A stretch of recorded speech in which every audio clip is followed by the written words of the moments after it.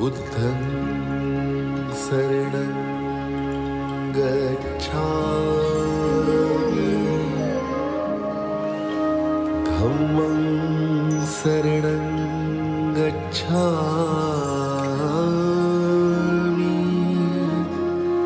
संघं शरणं गच्छामि।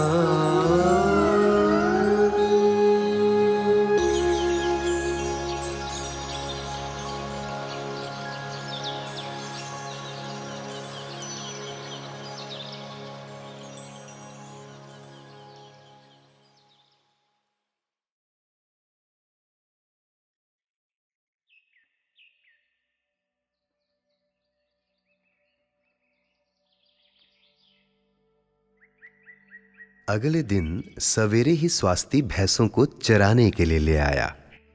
दोपहर तक उसने 2 डालियां घास भी काट ली थी। स्वास्ति चाहता था कि भैंसें जंगल से लगी नदी के इस पार ही चरते रहे। इस प्रकार जब वह घास काट लेगा तो वह थोड़ी देर आराम कर लेगा और भैंसों द्वारा धान के खेतों में घुसकर नुकसान करने की चिंता नहीं करनी पड़ेगी। उसके पास हंसिया ही था जिससे वह अपनी रोजी कमाता था। स्वास्ति ने चावल की वह पोटली खोली जिसमें बाला ने केले के पत्ते में पके हुए चावल दोपहर के खाने के लिए रख दिए थे। जैसे ही वह खाने के लिए तैयार हुआ वैसे ही उसे सिद्धार्थ का ध्यान आ गया। उसने सोचा कि मैं यह चावल सन्यासी सिद्धार्थ के लिए ले जाऊंगा। निश्चय ही वह मेरे चावलों को तुच्छ नहीं समझेंगे। स्वास्ति ने चावल को केले के पत्ते में फिर लपेटा और भैंसों को जंगल के किनारे चरता छोड़ उस रास्ते चल दिया जहां से जाकर वह कल सिद्धार्थ से मिला था। दूर से ही उसने देखा कि उसका नया मित्र उस पीपल वृक्ष के नीचे बैठा है। लेकिन ये क्या, सिद्धार्थ अकेले नहीं थे। उनके सामने स्वास्ति की ही आयु की एक लड़की बढ़िया सफेद साड़ी पहने बैठी थी। उनके सामने भोजन रखा हुआ था। इसे देखकर स्वास्ति अचानक ठहर गया, लेकिन सिद्धार्थ ने उसे देख लिया था और उसे स्वास्ति कहकर आवाज दी और उसे भी अपने पास ही आकर बैठने का संकेत किया। सफेद साड़ी वाली लड़की ने उसकी ओर देखा। स्वास्ति पहचान गया कि गांव के रास्ते पर गुजरते समय उसने उसे देखा था। स्वास्ति के आने पर वह अपनी बाईं ओर थोड़ी सरक गई ताकि स्वास्ति के लिए जगह हो जाए। सिद्धार्थ ने उसे बैठने का संकेत किया। सिद्धार्थ के सामने केले का पत्ता बिछा हुआ था जिस पर मुट्ठी भर चावल और थोड़ा सा तेल चूर्ण युक्त नमक रखा था। सिद्धार्थ ने चावल को 2 भागों में बांट कर रखा हुआ था। बच्चे, क्या तुमने खाना खा लिया? नहीं श्रीमान, अभी नहीं खाया। तब ठीक है, हमें यही भोजन मिल बांट कर खाना है। सिद्धार्थ ने आधा चावल स्वास्ति को दिया। स्वास्ति ने धन्यवाद में हाथ जोड़े किंतु चावल लेना स्वीकार नहीं किया। उसने अपनी चावल की छोटी सी पोटली निकालते हुए कहा, मैं भी थोड़ा सा खाना लाया हूं। उसने अपना केले का पत्ता खोला जिसमें भूरे रंग के मोटे चावल थे। सिद्धार्थ के पत्तल पर नरम सफेद चावल थे। उसके चावलों में नमक भी नहीं था। सिद्धार्थ दोनों बच्चों को देखकर मुस्कुराए और कहा, क्यों ना हम सभी भोजन मिलाकर आपस में बांट कर खाएं? उन्होंने आधा सफेद चावल तेल चूर्ण युक्त नमक से लगाकर स्वास्ति को दिया। फिर उन्होंने स्वास्ति के चावल के गोले के 2 हिस्से किए और उसे खुशी खुशी खाने लगे। स्वास्ति को अजीब सा लग रहा था, लेकिन सिद्धार्थ की स्वाभाविकता देखकर उसने भी खाना शुरू कर दिया। आपका चावल बहुत ही स्वादिष्ट था। इसे सुजाता लाई थी, सिद्धार्थ ने कहा।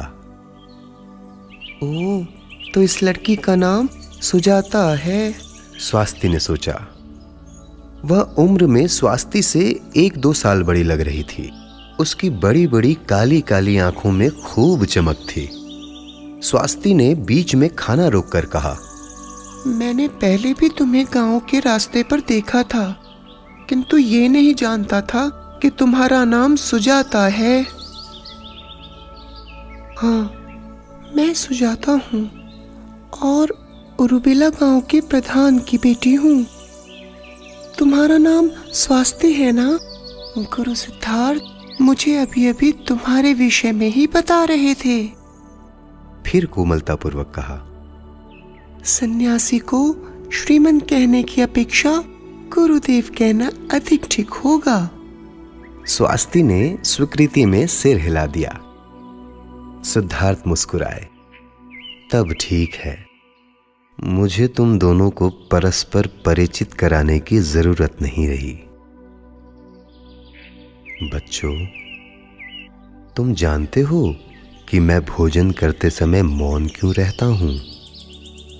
यह चावल और तेल चूर्ण युक्त नमक बहुत ही मूल्यवान है।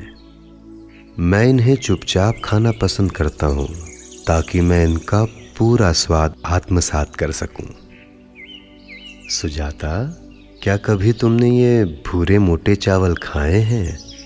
अगर तुमने पहले खाए भी हो तो स्वास्ति के इन चावलों को भी थोड़ा चखो। वे बड़े स्वादिष्ट हैं। अब हम एक साथ मिलकर मौन साधे भोजन करेंगे। जब हम भोजन समाप्त कर लेंगे तो मैं तुम लोगों को एक कहानी सुनाऊंगा। सिद्धार्थ ने भूरे चावलों का एक भाग तोड़ा और सुजाता को दे दिया। उसने दोनों हाथ फैलाकर चावल सादर स्वीकार कर लिए। तीनों ने जंगल में व्याप्त शांति के बीच चुपचाप भोजन किया। भोजन समाप्त हो जाने के बाद सुजाता ने केले के पत्ते उठा लिए। सुजाता ने अपने साथ लाए और पास रखे ताजे पानी का जग उठाया और एक मात्र प्याले में पानी डाला। उसने वह प्याला उठाकर सिद्धार्थ को दिया। उन्होंने वह प्याला अपने दोनों हाथों में लेकर स्वास्ति को दे दिया। वह अचकचा गया और घबराहट में बोला, श्रीमन, मेरा मतलब है गुरुदेव, कृपया आप पहले जल ग्रहण कीजिए। सिद्धार्थ ने कोमल वाणी में कहा, मेरे बच्चे, पहले तुम पानी पियो। मैं चाहता हूं कि पहले तुम ही जल ग्रहण करो। उन्होंने दोबारा प्याला उठाकर स्वास्ति की ओर बढ़ाया। स्वास्ति को बड़ी उलझन लग रही थी, किंतु वह यह नहीं जानता था कि इस अस्वाभाविक सम्मान को कैसे नकारे। उसने धन्यवाद सहित दोनों हाथों से प्याला ले लिया। उसने एक ही घूंट में सारा पानी पी लिया और खाली प्याला सिद्धार्थ की ओर बढ़ा दिया। सिद्धार्थ ने प्याले में फिर पानी भरने के लिए सुजाता से कहा। प्याला भर जाने पर उन्होंने उसे उठाकर अपने होठों से लगा लिया और धीरे धीरे प्रेम पूर्वक आनंद ले लेकर पानी पीने लगे। जल के इस आदान प्रदान में सुजाता की आंखें सिद्धार्थ और स्वास्ति पर से हटी ही नहीं। सिद्धार्थ ने पानी पी लेने के बाद प्याले में तीसरी बार पानी भरने को कहा। अब की बार उन्होंने प्याला सुजाता की ओर बढ़ाया। उसने जग नीचे रखा और दोनों हाथों से पानी का प्याला ले लिया और धीरे धीरे छोटे घूंटों में सिद्धार्थ की तरह पानी पिया। उसे पता था कि पहली बार उसने उसी प्याले से पानी पिया है जिससे एक अछूत ने पानी पिया था, लेकिन सिद्धार्थ उसके गुरुदेव हैं। और जब उन्होंने अछूत के झूठे प्याले से पानी पी लिया तब वो क्यों न पीती? साथ ही उसने यह भी देखा कि उनके मन में अपवित्र होने की कोई भावना नहीं थी। आत्मस्फूर्त भाव से उसने बढ़कर उस चरवाहे के सिर पर हाथ रख दिया। सब कुछ इतने आकस्मिक ढंग से हुआ कि स्वास्ति को दूर हट जाने का मौका ही ना मिला। तब तक सुजाता ने पानी पीना समाप्त कर लिया था।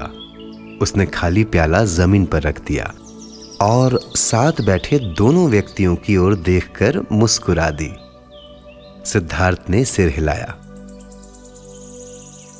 तो बच्चों, तुमने मेरा आशय समझ लिया। व्यक्ति जन्म से किसी जाति का नहीं होता। हर व्यक्ति के आंसू खारे होते हैं और हर एक के रक्त का रंग लाल। लोगों को जाति भेद के आधार पर बांटना, उनको विभाजित रखना तथा ऊंच नीच का भेदभाव करना गलत है। अपनी साधना के दौरान यह बात मुझे स्पष्ट रूप से समझ में आ गई है। गंभीर होते हुए सुजाता ने सिद्धार्थ से कहा कि हम आपके शिष्य हैं और हमें आपके उपदेशों पर विश्वास है, लेकिन संसार में आप जैसा एक भी व्यक्ति दिखाई नहीं देता। अन्य प्रत्येक व्यक्ति यह मानता है कि शूद्रों और अछूतों का जन्म ब्रह्मा के पैरों से हुआ है। वेद शास्त्रों में भी यही कहा गया है। कोई उनके मत से भिन्न सोचने की हिम्मत भी नहीं कर सकता। सिद्धार्थ ने कहा, हाँ, यह बात मैं जानता हूं, किंतु सत्य तो सत्य है।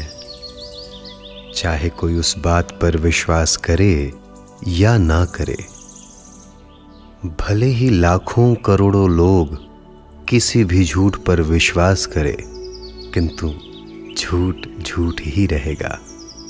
सत्य पथ पर चलकर जीवन निर्वाह करने के लिए बहुत अधिक साहस की आवश्यकता होती है।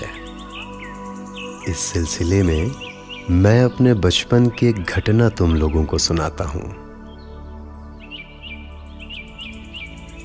जब मैं लगभग 9 वर्ष का था और एक दिन अपने उद्यान में सैर कर रहा था, तो अचानक मेरे सामने एक हंस आकाश से जमीन पर गिरा, जो भीषण कष्ट से तड़फड़ा रहा था।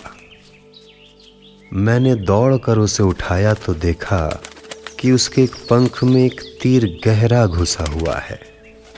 जहां तीर लगा था उस जगह को कस कर पकड़कर मैंने जोर लगाकर तीर खींचा और बाहर निकाला। हंस दर्द से फड़फड़ा उठा। उसके घाव से रक्त की धारा बहने लगी थी। मैंने घाव पर उंगली रखकर दबा दी, जिससे खून अधिक ना निकले। मैं हंस को महल में ले गया और राजकुमारी सुंदरी की ओर देखा। वह मेरा आशय समझ थोड़ी सी औषधि पत्तियां तोड़ लाई और उसकी पुटलिस बनाकर हंस के घाव पर बांध दी। हंस कांप रहा था। मैंने एक कपड़ा उसके चारों ओर लपेट दिया। उसके बाद मैंने हंस को राजकीय अंगीठी के पास बैठा दिया। सिद्धार्थ ने थोड़ा रुककर स्वास्ति की ओर देखा। मैंने तुम्हें अभी तक यह नहीं बताया कि बचपन में मैं एक राजकुमार था। राजा शुद्धोधन का पुत्र, जिनकी राजधानी कपिलवस्तु थी। वैसे सुजाता इस बात को जानती है। खैर, जब मैं हंस के लिए कुछ चावल लाने हेतु चलने को हुआ, तो मेरा 8 वर्षीय चचेरा भाई देवदत्त धड़धड़ाता हुआ कमरे में घुसा। वह अपना धनुष और तीर पकड़े हुए था। उसने उत्तेजनापूर्ण स्वर में पूछा, क्या तुमने सफेद हंस को यहां आसपास गिरते देखा है? जब तक मैं कुछ उत्तर देता, देवदत्त ने हंस को अंगीठी के पास बैठे देख लिया। वह उसकी ओर झपटा, लेकिन मैंने उसे रोक दिया। तुम इस पक्षी को नहीं ले जा सकते। मेरे चचेरे भाई ने विरोध किया। यह पक्षी मेरा है, इसका मैंने स्वयं शिकार किया है। मैं इस पक्षी को नहीं ले जाने दूंगा। इस पक्के इरादे से मैं देवदत्त और हंस के बीच खड़ा हो गया। मैंने उससे कहा, यह पक्षी घायल है, मैं इसकी रक्षा कर रहा हूं, अभी इसे यहीं रखने की आवश्यकता है। देवदत्त अड़ा हुआ था और अपनी जिद छोड़ने को तैयार ही नहीं था। उसने तर्क दिया, सुनो भाई, जब तक यह पक्षी आकाश में उड़ रहा था तब तक किसी का नहीं था। जब आकाश में उड़ते हुए मैंने इसका शिकार कर लिया तो न्याय के अनुसार यह अब मेरा हो गया है। उसका कथन तर्कपूर्ण लग रहा था, लेकिन इसे सुनकर मुझे क्रोध आ गया। मुझे लग रहा था कि उसके तर्कों में कुछ असंगति है, लेकिन उस असंगति को मैं पकड़ नहीं पा रहा था। इसीलिए मैं बिना उत्तर दिए खड़ा रहा और मन में और अधिक परेशान हो उठा। मुझे इतना ताव आ रहा था कि मैं देवदत्त को थप्पड़ जड़ दूं, लेकिन मैंने उसे पता नहीं क्यों थप्पड़ मारा नहीं। फिर मुझको उसका उत्तर देने का आधार मिल गया। मैंने कहा, सुनो भाई, जो एक दूसरे से प्रेम करते हैं वे साथ साथ रहते हैं, जो विरोधी भाव रखते हैं वे अलग अलग रहते हैं। तुमने हंस को मारने की चेष्टा की तो तुम दोनों एक दूसरे के शत्रु हुए। यह पक्षी तुम्हारे पास नहीं रह सकता। मैंने इसे बचाया है, इसके घाव पर पट्टी बांधी है, इसे शीत से बचाकर गर्मी पहुंचाई है, और जब तुम आए तो मैं इसके लिए खाना लेने जा रहा था। यह पक्षी और मैं एक दूसरे को प्यार करते हैं और साथ साथ रह सकते हैं। पक्षी को मेरी जरूरत है, तुम्हारी नहीं। सुजाता ने जोर से तालियां बजाते हुए सिद्धार्थ से कहा कि बिल्कुल ठीक, आप एकदम सही थे। सिद्धार्थ ने स्वास्ति की ओर देखा, और बच्चे, तुम मेरे इस कथन के विषय में क्या सोचते हो? स्वास्ति ने एक क्षण के लिए सोचा और फिर धीरे से कहा, मैं समझता हूं कि आपने ठीक ही कहा, लेकिन बहुत से लोग इससे सहमत नहीं होंगे। अधिकांश लोग देवदत्त का ही पक्ष लेंगे। सिद्धार्थ ने सिर हिलाकर कहा, तुम ठीक ही कहते हो स्वास्ति, अधिकांश लोग देवदत्त की ही बात का पक्ष लेंगे। अब मैं बताता हूं कि उसके बाद क्या हुआ। जब हम दोनों आपस में सहमत नहीं हुए तो झगड़ा बड़ों के पास पहुंचा।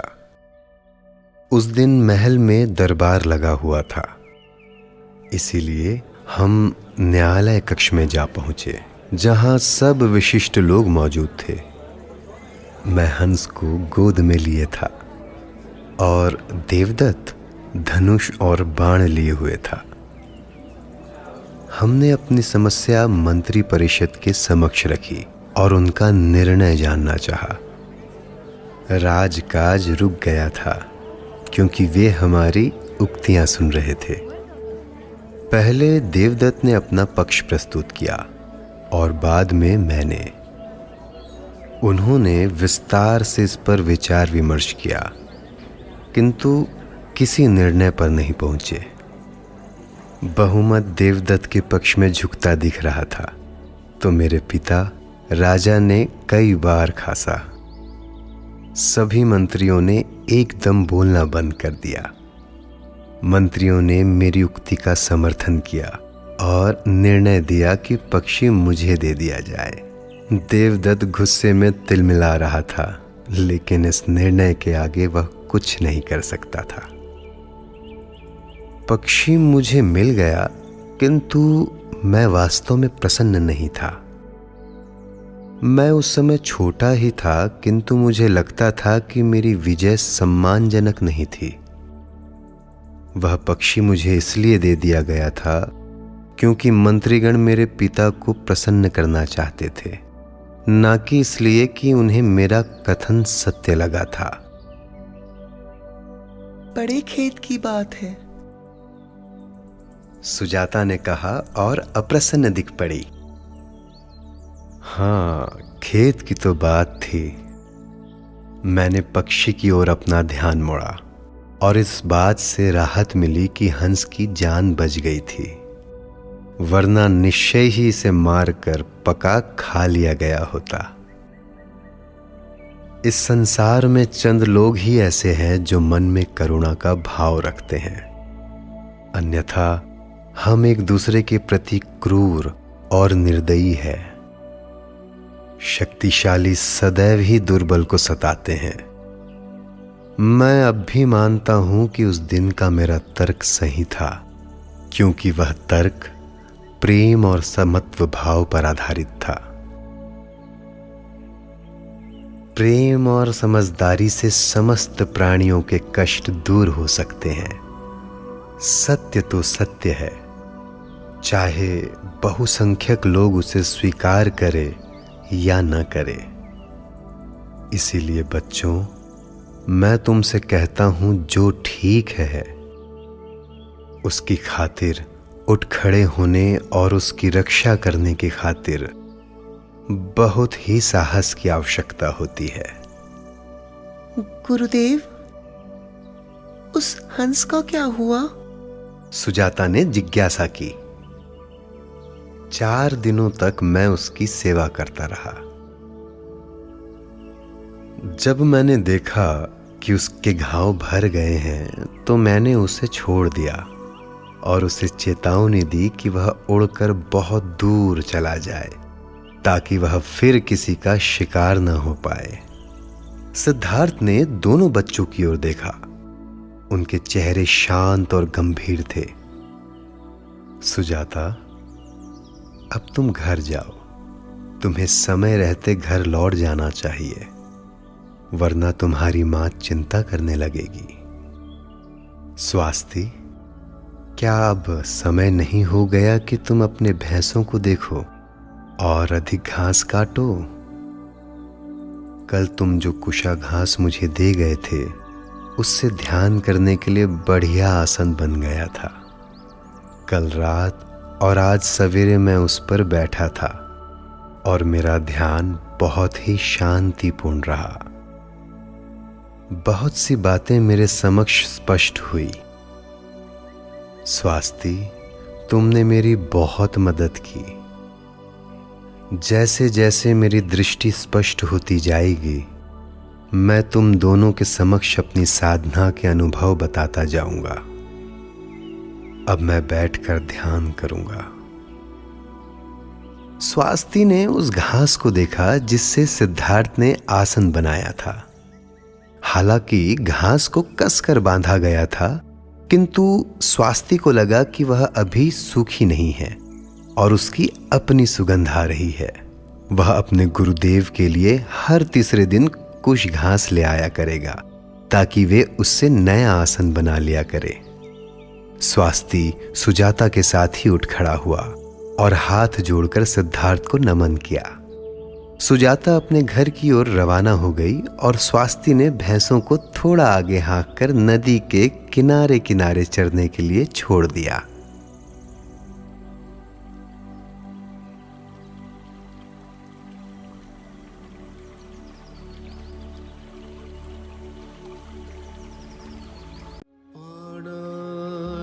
पाता वेरमणि सिक्खापदं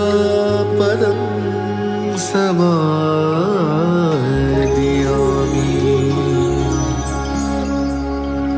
अदिलदाना वेरमणि सिक्खापदं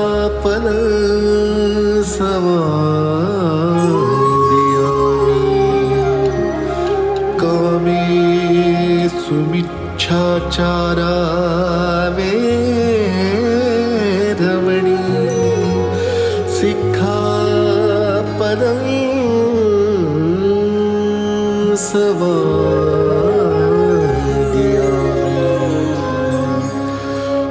मुसावादा वेरमणि सिक्खापदं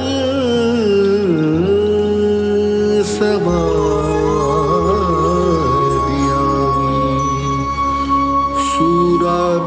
सुरामेरयमच्च पमादठाणा वेरमणि सिक्खापदं